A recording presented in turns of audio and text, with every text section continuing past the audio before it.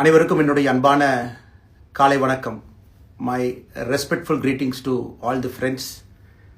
முதல்ல பெரிய நன்றி, நீங்கள் எல்லோரும் காலையில் வந்து இந்த இணைப்பில் இணைஞ்சிருக்கிறீங்க in all the social media platforms.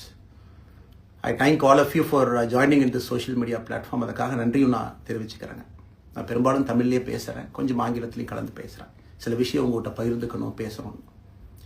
உங்களுக்கு தெரியும், கடந்த சில நாட்களாக பார்த்துக்கிட்டு இருக்கிறீங்க, அரசியலில், பேப்பரில், டிவியில் நிறைய என்னை பற்றி வருது. அது உங்களுக்கு கிளாரிஃபை பண்ணணும், பேசணும் அப்படிங்கிறக்காகத்தான். பாரதிய ஜனதா கட்சியில் ஆகஸ்ட் 25, 2020 டெல்லியில் இங்கே வந்து இணைஞ்சு தமிழகத்தில் தமிழக மக்களுக்காக ஒரு 6 ஆண்டு காலம் பணியாற்றுவதற்கு ஒரு பெரிய வாய்ப்பு, ஒரு பெரிய பாக்கியமாக நான் கருதுகின்றேன். இன்னைக்கு எந்த இடத்துல இணைஞ்சனோ அதே இடத்துல வந்து மரியாதையோடு, பண்போடு, அன்போடு என்னுடைய பாதை வேறு பாதையில் பயணம் செய்யணும். இலக்குகள் இன்னும் பெரிதாக இருக்கிறது. நிறைய மக்கள் இணைச்சு செயல்படணும். ஒரு புதிய அரசியலை, அடிப்படை கட்டமைப்பை மாற்றக்கூடிய அரசியலை உருவாக்க வேண்டும் என்கின்ற ஒரு எண்ணத்தோடு இன்னைக்கு வந்து ரொம்ப பண்போடு சொல்லிவிட்டு அதே இயக்கத்திலிருந்து வெளியே வருகின்றேன். இது தமிழர் பண்புன்னு கூட வச்சுக்கலாம். வெளியே சென்றாலும் கூட மரியாதையோடு சொல்லிவிட்டு செல்வது நம்முடைய பண்பு என்பதுதான் எனக்கும் இலக்கணமாக இருந்திருக்கிறது. இன்றிலிருந்து நம்முடைய ஒரு புதிய பாதை, ஒரு புதிய இயக்கம், ஒரு புதிய பொலிட்டிக்கல் மூமெண்ட், அடிப்படையிலிருந்து ஒரு புதிய பரிமாணத்தோடு, பார்வையோடு பார்க்கக்கூடிய ஒரு விதத்தில் தான் நம்முடைய மூமெண்ட்டை நம்ம ஆரம்பிக்கணும். நீங்கள் எல்லோரும் சேர்ந்து இணைஞ்சு அதை ஆரம்பிக்கணும் அப்படிங்கிறது என்னுடைய பெரிய ஆசைங்க. அதற்கு முன்பு சில விஷயத்தை சொல்லணும். என்னுடைய அரசியல் பாதை என்பது ரொம்ப வளைஞ்சு நெளிஞ்சு இங்கே வந்து உங்கள் முன்னாடி நின்றுட்டு இருக்கேன். இது ஈஸி பாத் கிடையாது. ஒரு கிராமத்தில் பிறந்து ஒரு சாதாரண குடும்பத்தில், விவசாய குடும்பத்திலிருந்து வந்து ஒரு காமன் மேன் அரசியலுக்கு வர்றதே நம்ம ஊரில் நம்ம ஒதுங்கிக்குவோம், வரமாட்டோம். பட் அதே போல் என்னுடைய பாதையும் கூட 2009 கேப்டன் விஜயகாந்த் அவர்களுடைய கட்சியில் தேமுதிகவில் ஐஎம் லக்னோவில் படிக்கும் பொழுது ஒரு இன்டர்ன்ஷிப்பாக 3 மாத காலம் ஆரம்பித்து, அதன் பிறகு 10 ஆண்டு காலம் கழித்து பாரதிய ஜனதா கட்சியில் ஆரம்பித்து 6 ஆண்டுகள் பாரதிய ஜனதா கட்சியிலிருந்து இன்னைக்கு தனித்துவமாக நம்முடைய இயக்கத்தை மக்கள் முன்னாடி வைக்கணும். உங்கள் முன்னாடி நிற்கிறேன். 25 வயசில் எனக்கு அந்த இன்டர்ன்ஷிப் திரு விஜயகாந்த் அவங்ககிட்ட செய்கிறக்கு ஒரு பெரிய பாக்கியம். அன்னைக்கு அரசியல்லாம் என்னன்னே தெரியாமல் ஒரு புதிய அரசியலை தமிழகத்தில் கொண்டு வர முடியுமான்னு யோசித்த தருணம். இன்னைக்கு வயது 42, கிட்டத்தட்ட 17 ஆண்டுகள் போராடிக்கிட்டே இருக்கிறேன். ஒரு புதிய பாதையை உருவாக்க முடியுமா, ஒரு better politics for better society கொண்டு வர முடியுமா. அதே நேரத்தில் நிறைய யூகங்கள், நிறைய பேர் நிறைய சொல்றதுனால இதே டெல்லியில் ஆகஸ்ட் 24, 2020 பிஜேபி இணைய வரும் பொழுது சூப்பர் ஸ்டார் ரஜினிகாந்த் அவங்க எனக்கு ஃபோன் பண்ணாங்க. எனக்கும் அவருக்குமான நட்பு கிட்டத்தட்ட நான் பதவியிலிருந்து வந்த பிறகு ஒரு நட்பு. நிறைய அவர்கிட்ட பேசுவேன். அவருடைய அரசியல் பாதை எப்படி இருக்கணும் அப்படின்லாம் பேசியிருக்கேன். அப்போ திரு சூப்பர் ஸ்டார் அவர்கள் இங்கே டெல்லியிலிருந்து திரும்ப வரணும், அவருடைய இயக்கத்தில் இணைய வேண்டும் என்ற வேண்டுகோளை ஆகஸ்ட் 24 ஒரு நாளைக்கு முன்னாடி பிஜேபியில் சேரும் பொழுது வைத்த பொழுது 3 விஷயம்தான் என் கண் முன்னாடி இருந்துச்சுங்க. தமிழ்நாட்டுக்கு எது நல்லது, அதில் எந்த மாற்று கருத்தும் இல்லை. சூப்பர் ஸ்டார் அரசியலுக்கு வர்றதுதான் தமிழ்நாட்டுக்கு நல்லது. சூப்பர் ஸ்டாருக்கு என்ன நல்லது, அவர் அரசியலுக்கு வராமல் இருக்கிறது தான் அவருக்கு நல்லது. கோவிட் காலகட்டத்தில் அவருக்கு இருக்கக்கூடிய உடல் பிரச்சனைகள், அதையே பார்த்துக்கணும். முதல்ல அவர் ஆரோக்கியமாக சந்தோஷமாக இருக்கணும். அண்ணாமலைக்கு எது நல்லது, பாரதிய ஜனதா கட்சியில் இணைகின்றேன் என்கின்ற வாக்குறுதியை திரு சந்தோஷ் ஐயா கிட்ட கொடுத்தேன், ஒரு ப்ராமிஸ் கொடுத்தேன். அதை பிரேக் பண்ணக்கூடாது அப்படிங்கிறதுல நான் தெளிவாக இருந்தேன். ஸோ 3 கான்ஃப்ளிக்ட் இங்கே இருக்கும் பொழுது, ஸோ ஒரு நாள் இந்த கட்சியில் இணைவதற்கு முன்பாகவே முழு கான்ஃப்ளிக்ட். அன்னைக்கே ரஜினிகாந்த் ஐயா பேசி அந்த ஃபோன் காலுக்கு முதல் முறையாக மறுத்து, ஐயா மன்னிச்சுக்கங்க என்னால் வர முடியாது என்று சொல்லி பாரதிய ஜனதா கட்சியில் அடுத்த நாள் இணைத்துக் கொண்டேன். அதன் பிறகு சூப்பர் ஸ்டார் அவங்களை பார்த்து மன்னிப்பு கேட்டேன். அவரும் பெருந்தன்மையாக அவருடைய அரசியல் பாதையை அவரும் பெருந்தன்மையாக அடுத்து தீர்மானித்தார். எதுக்கு இதை நான் சொல்கிறேன் அப்படின்னாங்க, சில யூகங்களுக்கெல்லாம் இன்று முற்றுப்புள்ளி வைக்க வேண்டும் என்பதற்காக மட்டும்தான் இதை நான் சொல்கிறேங்க, வேறு எந்த காரணமும் கிடையாது. இன்றைக்கும் சூப்பர் ஸ்டார் அவர்கள் மீது பெரும் மதிப்பும் மரியாதையும் வைத்திருக்கக்கூடிய மனிதன் நான்.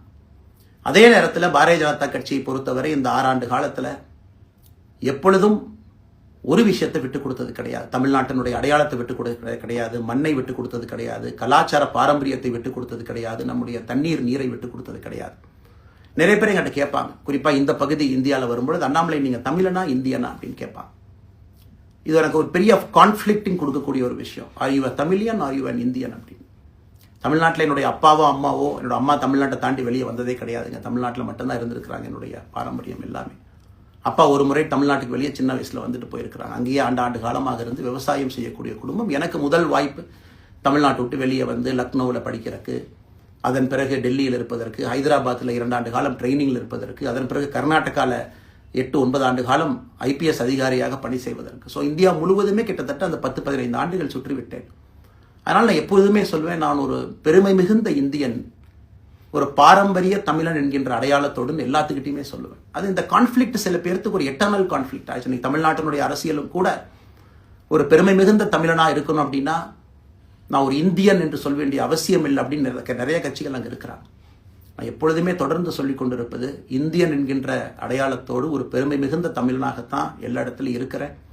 அப்படித்தான் இந்த இயக்கத்திலும் இருக்கணும். நாம் ஆரம்பிக்கக்கூடிய இந்த இயக்கத்தில் உங்களோடு பயணம் செய்யணும். தமிழ்நாட்டினுடைய எந்த பிரச்சனையும் கூட முன்னிறுத்தி சமரசம் இல்லாத நம்முடைய தமிழ்நாட்டினுடைய வளர்ச்சியை நாம் எல்லோரும் கொண்டு போகணும். எத்தனையோ பிரச்சனைகள். நான் பாரதிய ஜனதா கட்சியில் இணைந்த பிறகு எல்லா தலைவர்களும் பெரும் ஒத்துழைப்பு தான். இருந்தும் தனியாக போகணும், உள்ளாட்சி தேர்தலில் தனியாக போகணும், தமிழ்நாட்டினுடைய அடையாளத்தோடு பாரதிய ஜனதா கட்சி இருக்கணும். தமிழ்நாட்டினுடைய அடையாளம் மிக முக்கியம் என்பதற்காகத்தான் அன்னைக்கு தலைவர் திரு JP நட்டா அவர்கள் நிறைய பேர்த்துக்கிட்ட பேசி நாம உள்ளாட்சி தேர்தல் தனியாக போகணும், அதே போலதான் லோக்சபா தனியாக போகணும். ஏதோ தனிப்பட்ட முறையில் எனக்கும் இன்னொரு கட்சிக்கும் பிரச்சனை இல்லைங்க. பாரதிய ஜனதா கட்சி ஒரு தமிழர் அடையாளத்தோடு களத்தில் இருந்தால் மட்டும்தான் அது தமிழர் நலத்தை முன்னிறுத்தக்கூடிய கட்சியாக இந்திய அடையாளத்தோடு இருக்க முடியும் என்கின்ற ஒற்றை நம்பிக்கை மட்டும்தான்.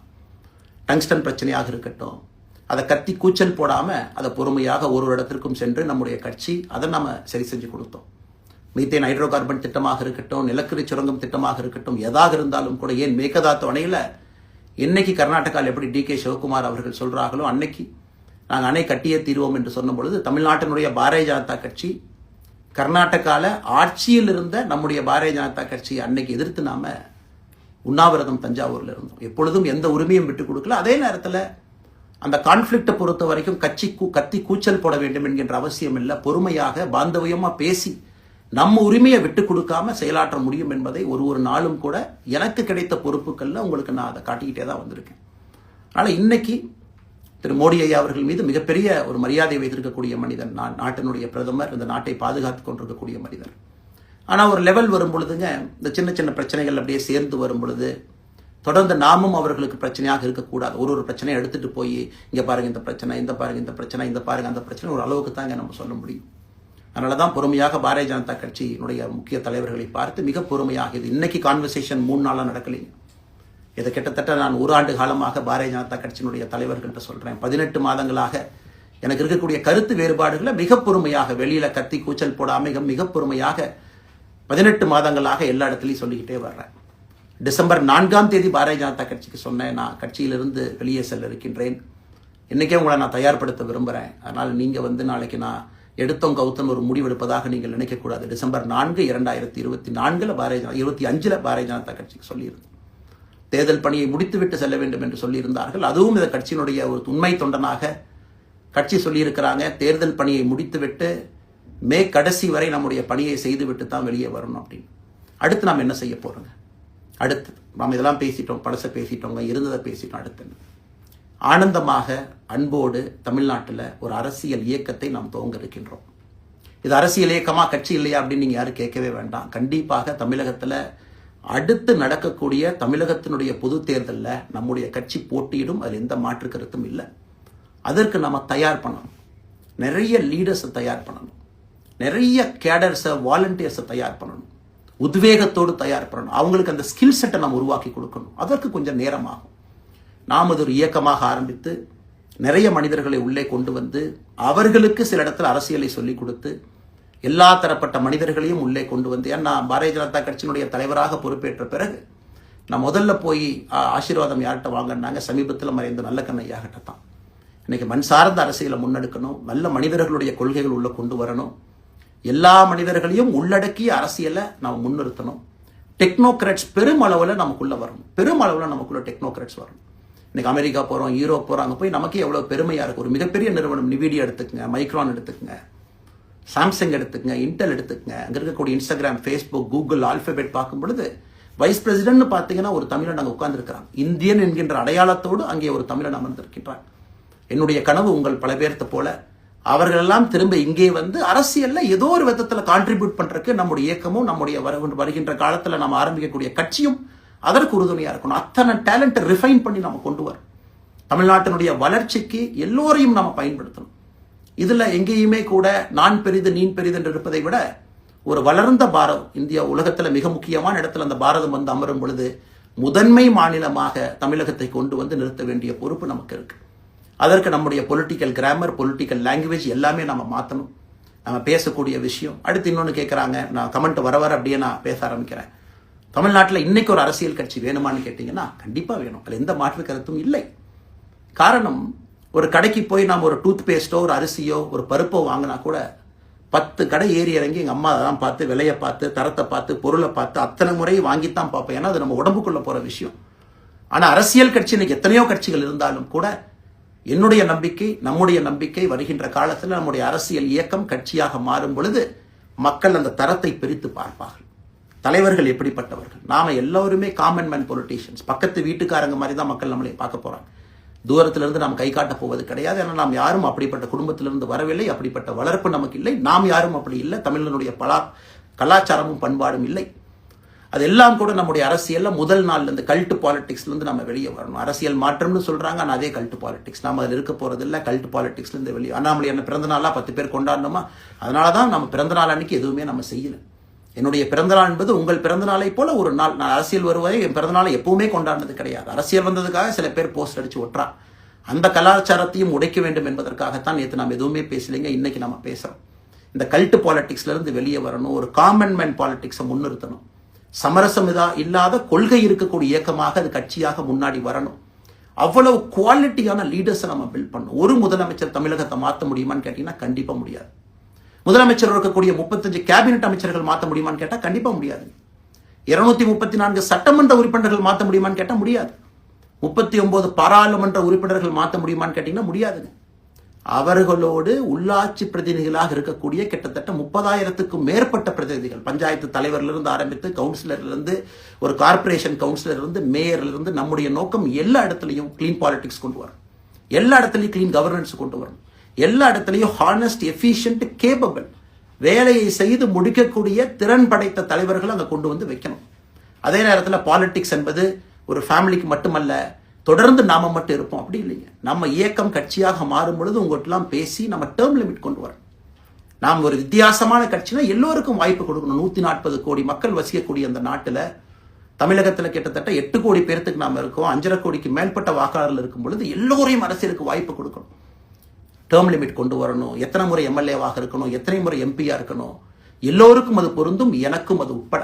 த permanent leaders, permanent MLAs, permanent ministers, permanent MPs, அதை நம்ம உடைக்க போறோம். அது எந்த மாற்று கருத்தும் இல்லை.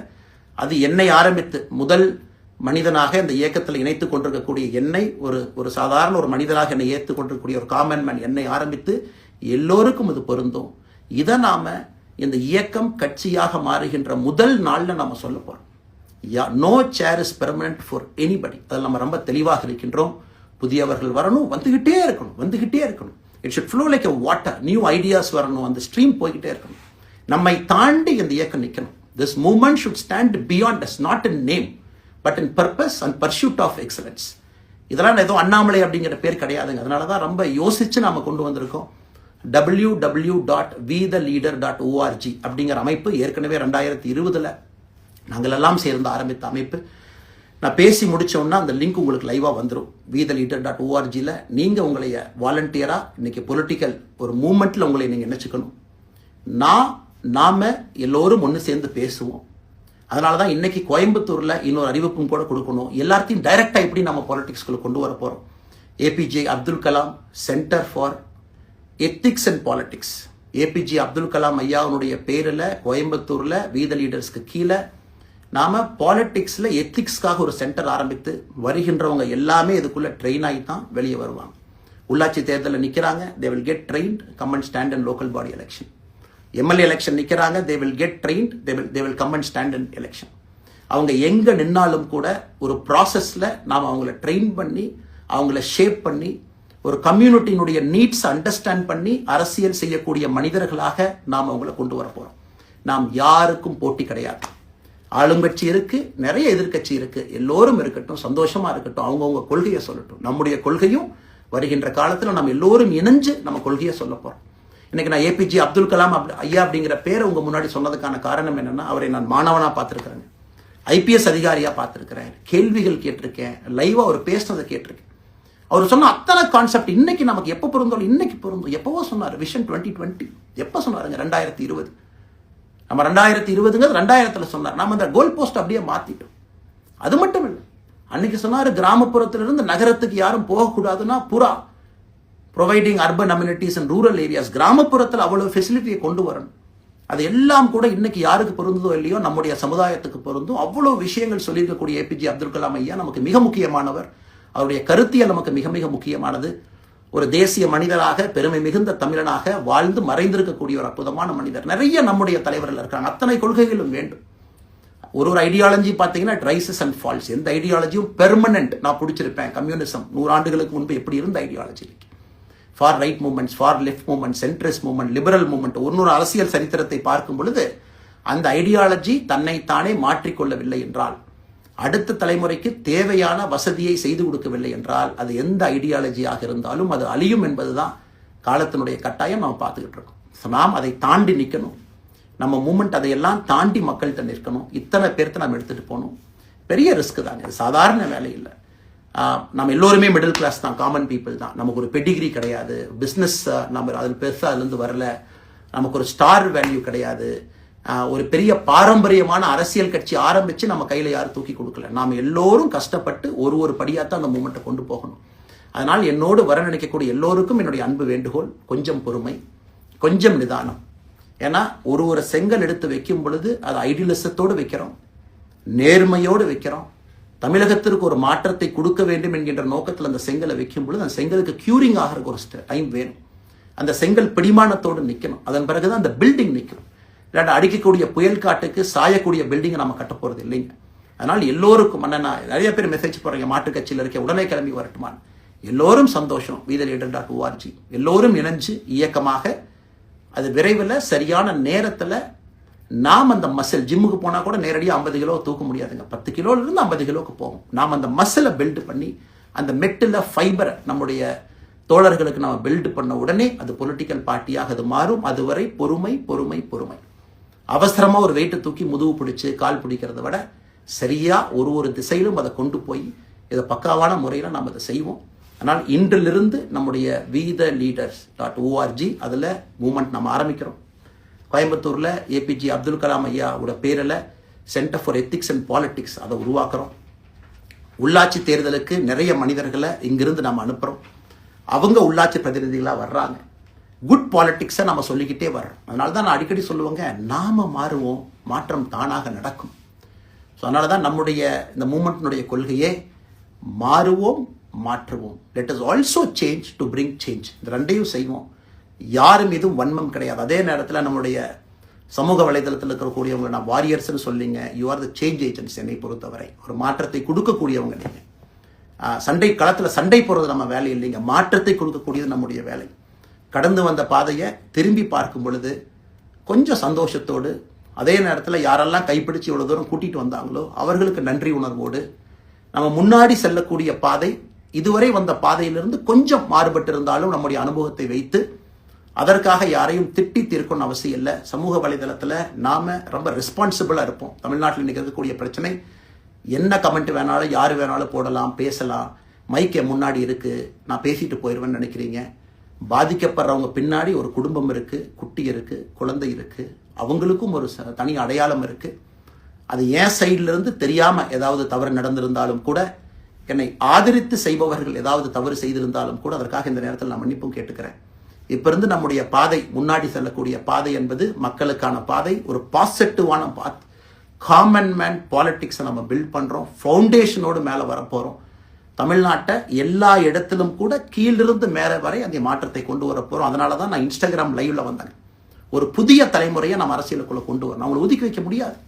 ஏன் அப்படி ஓட்டு போடுறாங்க, ஏன் அப்படி ஓட்டு போடுறாங்க கேட்க முடியாது. They are hungry for change. மாற்றம் வேண்டும் என்று துடித்துக் கொண்டிருக்கின்றார்கள். உடனே நடக்கணும். யூரோப்பியன் கண்ட்ரி போகிறாங்க, டூர் பார்க்குறாங்க, சோஷியல் மீடியாவில் பார்க்குறாங்க. தமிழ்நாட்டில் ஏன் நாளைக்கு காலையில் நடக்கலைங்க? அதே நேரத்தில் நம்முடைய பெரியவர்கள் எத்தனையோ பேர் நான் பார்க்குறேன்.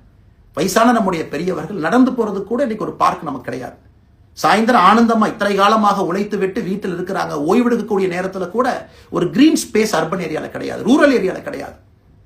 இத்தனை 60 ஆண்டு காலம் இந்த நாட்டில் வாழ்ந்தும் கூட கடைசி 20 ஆண்டுகள் நிம்மதியாக இருப்பதற்கான கட்டமைப்பை நம்ம உருவாக்கல. ஸோ எல்லாத்தையும் நாம யோசிக்கணும். ஒரு பக்கம் ஜென்சி, ஜென் ஆல்ஃபா யூத் இருக்காங்க. அந்த வேகத்துக்கு தீனி போடணும். இன்னொரு பக்கம் வயதான பெரியவர்கள், முதிர்ச்சி அடைந்தவர்கள், பக்குவப்பட்டவர்கள் இருக்கிறாங்க. அவங்களுடைய கடைசி காலத்தை பக்குவமாக வாழ்வதற்கான வசதியை நாம் ஏற்படுத்தி கொடுக்கணும். அதனால் ரொம்ப நேரம் நான் பேசிக்கிட்டே போலீங்க. அதனால் நிச்சயமாக வருகின்ற காலத்தில் நிறைய பேசுவோம், நிறைய விஷயங்களை நாம் பேசுவோம், நிறைய விஷயங்களை பகிர்ந்து கொள்வோம். அதனால் நிச்சயமாக நமக்கு நல்லது நடக்கும். இன்னொரு கேள்வி கேட்டிருக்கீங்க, ஏன்னா நான் பேச அது அப்படியே மேலே வந்துட்டு இருக்கேன், எனக்கு இது புதுசுங்க, அப்படியே நானும் மேனேஜ் பண்ணி பேசிட்டு இருக்கேன். உங்களுக்கும் பிரதமருக்கும் இருக்கக்கூடிய முடிவு, நம்முடைய பிரதமர் மோடி அவர்கள் நம்முடைய பிரதமர், அந்த கௌரவம் இருக்கும். ஆனால் பாரதிய ஜனதா கட்சியிலிருந்து ஒரு விஷயத்தை நம்ம டிஸ்அக்ரி பண்றோம்னா கம்பீரமாக ஸ்ட்ரெயிட்டாக நம்ம டிஸ்அக்ரி பண்ணுவோம். 3 மொழி கொள்கை சமீபத்தில் கொண்டு வந்திருக்கக்கூடிய டைம் டேபிள்ல மாற்றம் 2029 தான் 9ஆம் கிளாஸ் பசங்க 3வது மொழியை படிச்சிருக்கூடாது, 2020 மாற்றிய பொழுது நான் குரல் கொடுத்தேன். அதில் எந்த மாற்று கருத்தும் இல்லை. நாம் அப்போஸ் பண்றதுக்காக யாரையும் அப்போஸ் பண்ண மாட்டாங்க, எதிர்ப்பதற்காக நம்முடைய அரசியல் கிடையாது. எப்படி திமுகவை பார்க்கின்றோமோ, எப்படி அதிமுகவை பார்க்கின்றோமோ, எப்படி டிவிகேவை பார்க்கிறோமோ, எப்படி அண்ணன் சீமான் அவர்களை பார்க்கிறோமோ, எப்படி அண்ணன் அன்புமணி அவர்களை பார்க்கிறோமோ, எப்படி இங்க இருக்கக்கூடிய எல்லா தலைவர்கள், அண்ணன் ஜி.கே. வாசன் அவர்கள், ஏசி சண்முகம் அவர்கள், பாரிவேந்தர் அவர்கள், ஜான் பாண்டியன் அவர்கள், எல்லா கிருஷ்ணசாமி ஐயா அவர்கள், ஐயா வைகோ அவர்கள், அம்மா பிரேமலதா அவர்கள், எல்லா தமிழகத்தில் இருக்கக்கூடிய எல்லா அரசியல் கட்சியினுடைய தலைவர்கள் எப்படி பார்க்கிறோமோ அப்படித்தான் நான் பாரதிய ஜனதா கட்சியை பார்ப்பேன். அதற்காக நம்ம போய் ஒரு வன்மமோ எதுவும் கிடையாது. கட்சி அவங்க கொள்கையை அவங்க முன்னிறுத்த போறாங்க. நம்ம இயக்கத்தினுடைய கொள்கை, நம்ம கட்சியினுடைய கொள்கையை நம்ம முன்னிறுத்த போறோம். யாருக்கும் நாம் போட்டி கிடையாது. மக்கள் முன்னாடி தரம் பார்த்து மக்கள் நம்மை தேர்ந்தெடுப்பார்கள் என்கின்ற நம்பிக்கையோடு மக்கள் முன்னாடி நம்ம நிற்கிறோம். அடுத்த இன்னொரு கேள்வி கேட்டீங்க, அமித்ஷாஜி அவங்கள நீங்க பார்த்தீங்க, போட்டோலாம் வந்துச்சு, என்ன விஷயம் அப்படின்னு. அமித்ஷா அவர்கள்ட்டையும் ரொம்ப பொறுமையா போய் நான் சொன்னேன், இந்த மாதிரி எக்ஸ்பிளைன் பண்ண நான் போகணும். அதே நேரத்தில் நான் யாரிடமும் சண்டை போட்டு விட்டு தமிழகத்தில் உட்கார்ந்து ஐ எம் ரிசைனிங் ஃப்ரம் பார்ட்டின்னு அனுப்புற ஆள் நான் கிடையாது. எனக்கு அது பழக்கமும் கிடையாது. வந்து நேரம் உங்க கண்ணை பார்த்து சொல்லிட்டு, சில தவறுகள் இருந்தாலும் அதையும் சொல்லிவிட்டு போகக்கூடியதை என் பண்பு. அதை நாகரிகமாக செய்ய முடியும் என்று நினைக்கின்றேன் என்று சொல்லிவிட்டு தான் வெளியே வந்தேன். அப்படித்தான் ஒரு தலைவர்கிட்டையும் பண்ணேன். அதை நாம் எப்பொழுதுமே பண்ணுவோம். நாகரிகமான அரசியலை முன்னெடுப்போம். சமூக வலைதளத்தில் ஆபாசம் வேண்டாம். சமூக வலைதளத்தில் நல்லதை பேசுவோம். எல்லோரும் அவங்கவுங்க இடத்துல தமிழ்நாட்டு மக்களுக்கு நல்லது பண்ணட்டும். பொறுமை பொறுமை பொறுமை. கடைசியாக இந்த வார்த்தையை திரும்ப நான் பயன்படுத்துகிறேன். பில்டிங் கட்டுறோம், கீழிருந்து கட்டுறோம், அதை சரியான முறையில் கட்டி எடுத்துட்டு போகணும். நம்புங்க, கூட இருங்க. 42 ஆண்டுகள் வளைவிஞ்சு நெலிஞ்சு சுற்றி இன்னைக்கு இந்த இடத்துல உங்க முன்னாடி வந்து உட்கார்றேன். நிச்சயமாக நம்ம எல்லோரும் சேர்ந்து ஒரு பெரிய புரட்சியை, மாற்றத்தை தமிழகத்திற்காக, ஒரு பாரத நாட்டுக்குள்ள, இந்திய நாட்டுக்குள்ள முதன்மை மாநிலமாக தமிழகத்தை கொண்டு வருவது மட்டும்தான் நம்முடைய குறிக்கோள். வேறு எதுவும் நம்முடைய குறிக்கோள் கிடையாது. அதற்காக நம்முடைய வாழ்வை அர்ப்பணிப்போம். காத்து கொண்டிருக்கக்கூடிய எல்லோருக்கும், கேட்டுக்கொண்டிருக்கக்கூடிய எல்லோருக்கும் உங்களுடைய பொறுமைக்கு நன்றி தெரிவித்து மறுபடியும் சொல்லிக் கொள்கின்றேன். மாறுவோம், மாற்றுவோம். மிக்க நன்றி. வணக்கம்.